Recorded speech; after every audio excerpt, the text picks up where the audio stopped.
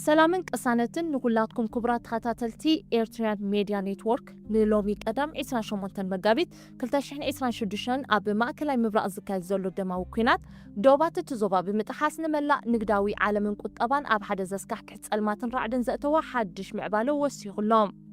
أبزنا يلومي سفيحن عميقون مدبنا نتماوشت إذا حالفو حيد الساعتات بعالم لخاين معكنا زينا بتشبو زواتو أسم بتفتساميتات حزنالكم كارمنا لنا እቱ ኮይናት ሕጂ ብወግዒ ሓድሽ ግንባር ከፊቱሎ ብመንግስቲ ጣህራን ዝድገፉ ሓይልታት ሑቲ ናይ የመን ንፈለማ እዋን ብቐጥታ ኣብዚ ኮይናት ብምእታው ናብ መሬት እስራኤል ነዊሕ ርሕቀት ዝጓዓዝ ሓደገኛ ሚሳይል ተኪሶም ኣለዉ እዚ ሓድሽ ምዕባለ ድማ ንኽልተ ዓበይቲ ጸበብቲ መሕለፊ ማያት ዓለም ብሓንሳብ ናይ ምዕፃው ሓደጋ አንጠልጢሉሎም ነዚ ኩለ መደያዊ ደልሃመት ንምምካድ ድማ መንግስቲ ኣሜሪካ ነታ ኣዝያ ግዝፍቲ ዝኾነት ተንሳፋፊ ማዕርፎ ነፈርቲ እትውንን ዓባይ ናይ ኩናት መርከብ ናብ ማእከላይ ምብራቕ ተዋፍራላ ክሳብ መወዳእታ ምሳና ክትጸንሑ ብኽብሪ ንዕድም ወግዓዊ ምእታው ሑቲ ኣብቲ ኩናት ሓድሽ ግንባር ተኸፊቱ እቲ ሎሚ ንዓለም ዘስደመመ ቀዳማይ ዜና እቲ ኩናት ካብ እስራኤልን ኣሜሪካንን ኢራንን ሓሊፉ ብወግዒ ሓድሽ መድረኽ ወይ መበራብዓይ ግንባር ምኽፋት እዩ ኣብ የመን ዝመደበሮም ብመንግስቲ ኢራንን ብኣጽዋርን ገንዘብን ዝድገፉ ዕጡቋት ሓይልታት ሑቲ ሎሚ ለይቲ ናብ ውሽጢ እስራኤል ነዊሕ ርሕቀት ዝጓዓዝ ሚሳይል ከም ዝተኮሱ ብወግዒ ኣረጋጊጾም ብመሰረት እቲ ሎሚ ዝወፅእ ሓድሽ ዜናዊ ጸብጻብ ሰራዊት እስራኤል ነቲ ካብ የመን ዝተተኮሰ ሚሳይል ኣንጊሆም ሰዓት 4:28 ቅድሚ ቀትሪ ብጸረ ሚሳይል መከላኸሊ ስርዓት ኣቢሎም ኣብ ሰማይ ከም ዘምከንዎ ኣፍሊጡ እዚ እታ ብሰፊሑ ምስ መርገጺታት ጣህራን እትስለፍን እትድገፍን ሃገር የመን ብፍላይ ድማ ሓይልታት ሑቲ ኣብዚ ሕጂ ጸኒዑ ዘሎ ኩናት ንፈለማ እዋን ብቐጥታ ኢዳ ከም ዘእተወ ዘመልክት ታሪኻዊ ሓቂ እዩ ሓይልታት ሑቲ ነቲ ዝበዝሐ ክፋል ሃገር የመን ዝቆጻጸሩ ዕጡቋት ገና ትማሊ ኣብቲ ኩናት ብቐጥታ ከኣትዉ ከም ዝኽእሉ ንመላእ ዓለም ኣጠንቂቖም ነይሮም እዮም ኣብቲ ትማሊ ዝሃብዎ ተሪር መግለጺ ኣጻብዕትና ኣብ ልዕሊ ጠመንጃ እዩ ዘሎ ብምባል ዝኾነ ይኹን ሓድሽ ወተሃደራዊ ኪዳን ወይ ምሕዝነት ምስ ኣሜሪካን እስራኤልን ኣብ ኩናት እንተዳ ሓቢሩ ንሳቶም ብወገኖም ቀጥታዊ ወተሃደራዊ ጣልቃ እትውነት ክገብሩ ሙሉእ ምድላዋቶም ኣጻፊፎም ከም ዘለዉ ኣውጆም ነይሮም ሎሚ ድማ ነቲ ፈኸሮኦም ብግብሪ ፈጺሞም ኣለዉ እዚ ምእታው ሑቲ ነቲ ኩናት ካብ ሓደ ዞባዊ ደረቱ ኣውፅኡ ንመላእ ዞባ ቀይሕ ባሕሪ ናብ ማእገር ሓዊ ዝቕይር ሓደገኛ ምዕባለ እዩ እስራኤል ሕጂ ካብ ሰሜን ሒዝቡላህ ካብ ምብራቕ ኢራን ካብ ደቡብ ድማ ብየመን ትጥቃዓላ ማለት እዩ ማዕከናት ዜና ሎሚ ንዓበይቲ ክኢላታት ማእከላይ ምብራቕ ብምዝርራብ ዘውፅኦ ትንታነ ነዚ ሓደጋ ብንጹር የብርሆም ኣብ ሓደ ካብ ዓዲ እንግሊዝ ዝርከብ ዓብይ ትካል መጽናዕቲ ፖለቲካዊ ጉዳያት ዓለም ተመራማሪ ዝኾነ ፋርዕ አልሙስሊሚ ኣብ መደብ ሬድዮ ቀሪቡ ዝሃቦ ዓሚቕ ትንታነ እዚ ሓድሽ ጣልቃ እትውነት ናይ ሑቲ ኣዝዩ ግዙፍ ትርጉም ከም ዘለዎ ገሊጹ እቲ ቀንዲ ምኽንያት ድማ ሓይልታት ሑቲ ኣብ ልዕሊ ተኣዝዩ ኣገዳሲ ዝኾነ ዓለም ለኻዊ መስመር ንግዲ ማለት ቀይሕ ባሕሪ ተኾይጦም ስለ ዝርከቡ እዩ ክኢላ አልሙስሊሚ ከም ዝገለጾ ሓይልታት ሑቲ ክሳብ ሕጂ ንቀይሕ ባሕሪ ብቐጥታ ካሃርሞን መራኽብ ንግዲ ክዓግቱ ምዃኖም ብወግዒ ኣይገለጹን እዚ ዝኾነሉ ምኽንያት ድማ ካብ ካልእ ተወሳኺ መጥቃዕቲ ኣሜሪካ ንርእሶም ንምድሓን ክኸውን ይኽእል እዩ ይብል ግናኸ እቲ ዝዓበየ ስጋት ሕጂ እንተደኣ ሑቲ ንቀይሕ ባሕሪ ብሓቂ ኣጽየሞ እንታይ ክኸውን እዩ ዝብል እዩ አልሙስሊሚ ነዚ ሕቶ ክምልስ እንከሎ ብሰንኪ እዚ ሕጂ ብኢራን ዝተገብረ ናይ መጻብቦ ሆርሙዝ ምዕጻው ዓለም ድሮ ኣብ ከቢድ ቁጠባዊ ቅልውላው ትርከባላ ናብዚ ተወሲኹ ድማ ቀይሕ ባሕሪ እንተደኣ ተዓጽዩ እቲ ኩናት ካብ ዝኸፍአ ናብ ዝበኣሰ ምዕባለ ይሰጋገራሎ ማለት ኢሉ እዚ ኣብ ቀይሕ ባሕሪ አንጠልጢሉ ዘሎ ሓደጋ ብቐጥታ ምስቲ ንኤውሮጳን ኤስያን ዘራኽብ ኣዝዩ ስትራቴጂካዊ ቃራና ባሕሪ ዝኾነ መሕለፊ ማይ ማለት መትረብ ስወፅ ዝተኣሳሰር እዩ ኣብ ዶሓ ኣብ ዝርከብ ትካል ዝለዓለ ትምህርቲ ፕሮፌሰር ዝኾነ መሐመድ አልማስሪ ንማዕከናት ዜና ብዝሃቦ ትንታነ እዚ ብጣህራን ዝድገፍ ሓይሊ ሑቲ ኣብዚ ኩናት ንኣሜሪካን እስራኤልን ምስ ኢራን ምእታው ነቲ ካልኣይ ዝዓበየ መሕለፊ ማይ ዓለማዊ ንግዲ ኣብ ከቢድ ሓደጋ ከም ዘውድቆ ኣብሪሁሎም ኣብዘን ዝሓለፈ 2 ዓመታትን መንፈቕን ሓይልታት ሑቲ ኣዝዩ ርኡይ ሓይሊ ከም ዘለዎም ርኢና ኣለና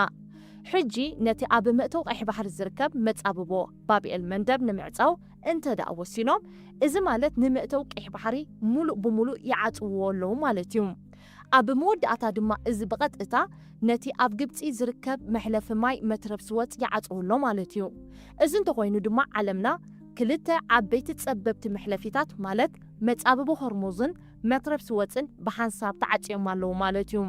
እዞም መስመራት እዚኣቶም ንዓለማዊ ንግዲ ኣዝዮም ወሰንቲ ብምዃኖም እዚ ፍጻመ ኣዝዩ ግዙፍ ሳዕቤን ክህልዎ እዩ መራኽብ ንግዲ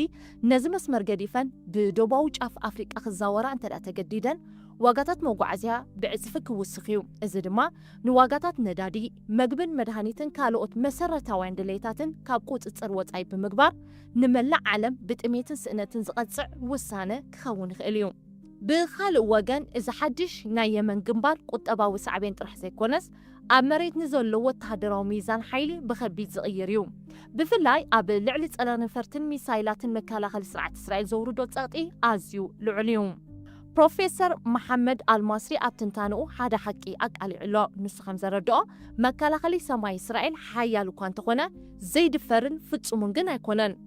ንሱ ከም ዘዘኻኽሮ ኣብዘን ዝሓለፋ ሰሙናት ሚሳይላትን ሮኬታትን ሒዝቡላህ ከምኡውን ሓደስቲ ሚሳይላት ኢራን ነዚ ናይ እስራኤል መከላኸሊ ሰንጢቖም ኣብ መሬት እስራኤል ክወድቁ ብጭቡጥ ርኢና ኢና ሕጂ ድማ እስራኤል ሓድሽ ስግኣት ተወሲኽዋ ኣሎ ካብ ሰሜን ብሮኬታት ሊባኖስ ካብ ምብራቕ ብኸበድቲ ሚሳይላት ኢራን ሕጂ ተወሲኹ ድማ ካብ ደቡብ ብነዊሕ ርሕቀት ዝጓዓዝ ሚሳይላት የመን ክትከላኸል እንተዳ ተገዲዳ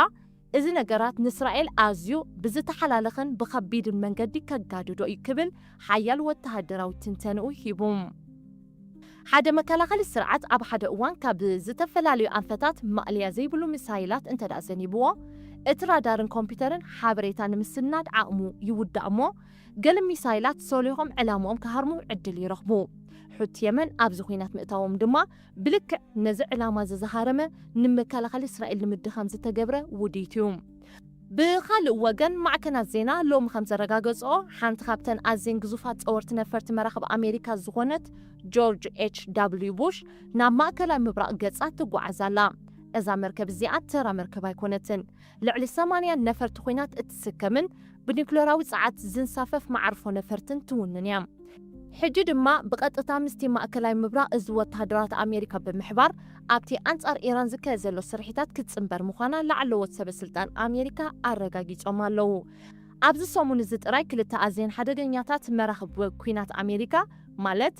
ዶናልድ ኩክን ሜሰን ዝተባህላ ካብ ኣሜሪካ ተበጊሰን ኣብዚ ኩናት ንምስታፍ ናብ ማእከላዊ ምብራቕ ገፀን የቕንዓ ኣለዋ